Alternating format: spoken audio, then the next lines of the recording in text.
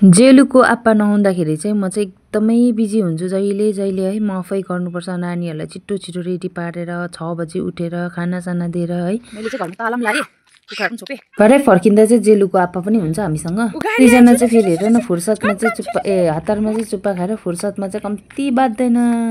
अब रुङ्दा रुङ्दा गाडी पनि भेटेन है। जेलुङले चाहिँ किन म चाहिँ कराउँदा हुन्छ। किन ल्याएको त्यो ग्लोभ चाहिँ? गाडीको आवाज आउँदैछ, सुन त। हो, गाडी आउँदैछ के हो? भाइलाई हो देखे दुईजना फाइट गरेको टम एन्ड जेरी जतिकै हो।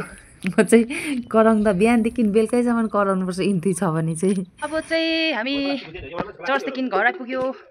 अन्त अहिले चाहिँ भेला भएको छौँ हामी। आपा पनि आइपुग्यो। नट्टु जेर्यौँ, यसलाई गरम भएछ आज।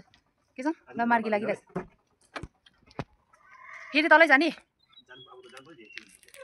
मैले फुलको बिउहरू पनि पाएँ है तल चर्चदेखि सकेर, चिया पनि पाएर खाएर आजको। अब यो फुललाई सार्छु। एकदमै खुसी लाग्यो फुल पाएर चाहिँ है। यो जेरिनियमहरू चाहिँ मैले सबै किनेर ल्याएको। यो एकदम दामी फुलिरहेको थियो कि यो घन्टी फुल है। यो घन्टी फुल। अब म यसलाई यहाँ सारिदिन्छु। यहाँनिर हो, यहाँनिर मेरो फुलको यो छ। यहाँ जेरिनियम निकै सारिरहेको छु मैले। यहाँ हिजो यतिकै गर्दा म नभ्याएर चाहिँ, नभ्याउनुको कारणले गर्दा चाहिँ मैले यहाँ माटो मात्रै भरिराखेँ। अब एकछिन भएपछि म यसलाई यहाँ रोपिदिन्छु है मसिनो उसमा। यो लुगाहरू फेरेर चाहिँ फुल रोप्नुपर्ने छ। मलाई चाहिँ केसँग के भन्दैछ यहाँ? ओइ दुईजना चाहिँ के गरेको? हँ नाता सिङ्गाने भेरे छ्या सिङ्गाने भएर ल